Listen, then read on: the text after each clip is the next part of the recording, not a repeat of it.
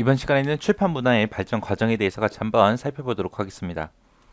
자, 첫 번째 이제 활자 인쇄다라고 하게 되면 금속 활자에다가 글씨 한 글자 한 글자를 다 새겨요. 금속에다가 새겨놓고 그거를 이제 원고 내용에 맞게 글자판을 만들어서 이제 인쇄하는 방법을 보고 활자 인쇄라고 합니다. 사진 식자다라고 하게 되면 사진 식자기라는 곳에다가 문자를 한 글자씩 인화지가 됐든 필름이 됐든 그런 곳에다가 인쇄해 나가는 그런 사진 식자 방법을 보고 사진 식자라고 해요. 전자출판이다라고 하게 되면 우리 컴퓨터에다가 전자출판용 소프트웨어가 있습니다. 이거를 이용해서 출판 작업이 이루어지는 형태를 보고 전자출판이라고 그러고요. 이 전자출판에다가 이제 통신 시설을 같이 이용하는 게 우리 전자통신출판이요. 얘네들은 어차피 활자라는 말도 들어가고 사진이란 말도 들어가고 다 들어가거든요. 다 들어가니까 그냥 뭐 특징 같은 것들은 뭐 크게 볼 건 없고 그냥 얘네들 이 순서만 잘 기억하세요. 순서만.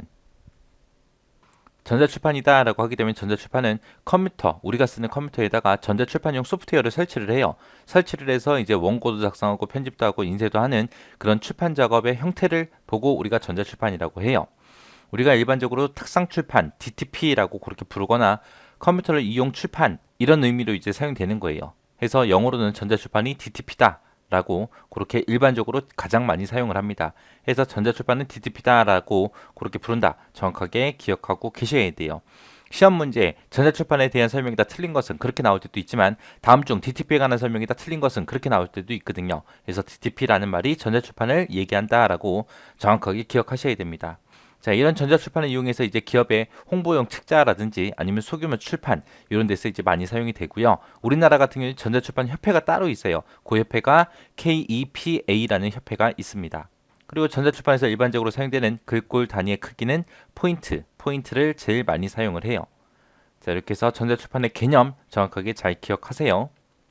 자, 전자출판의 종류에는 크게 세 가지가 있어요. 패키지형이 있고 컴퓨터 통신형이 있고 온라인 데이터베이스형이 있고 이렇게 세 가지가 있습니다.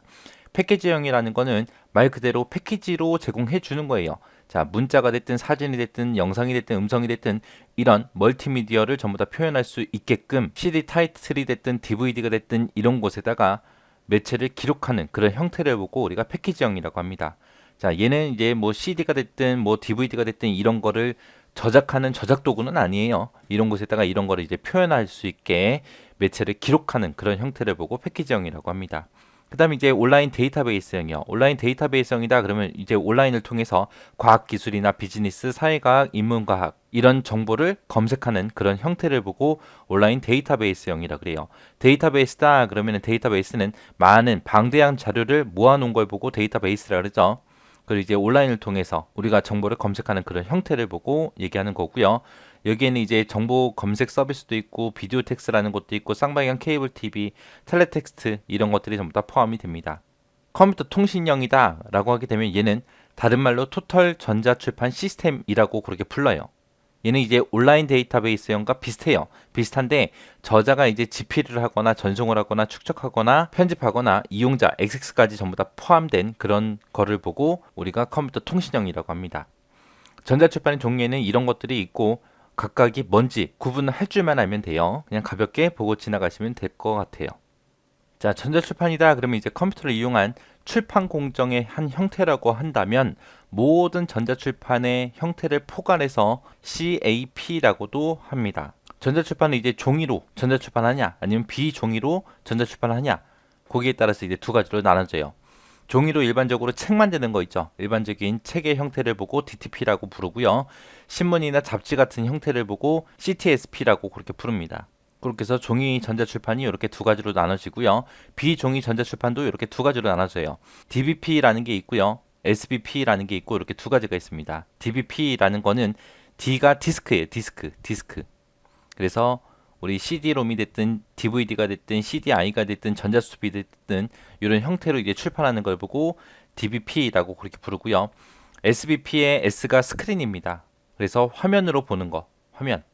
그래서 이북이 됐든 웹진이 됐든 종합 유선 방송이 됐든 이런 거를 보고 SBP라고 그렇게 불러요.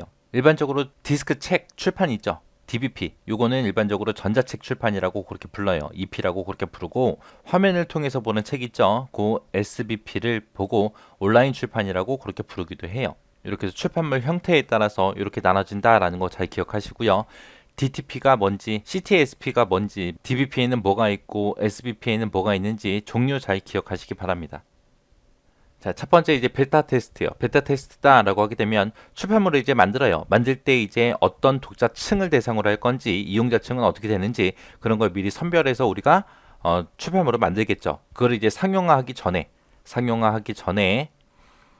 유사한 인력을 선발을 합니다. 선발을 해서 이거를 실제로 출판을 했을 때 활용에 문제가 있는지 없는지, 그리고 출판물에 결함이 있나 없나, 가치 같은 것들을 평가해서 문제가 발견되면 이제 이거를 수정하고 보완하는 그런 거를 보고 우리가 베타 테스트라고 해요.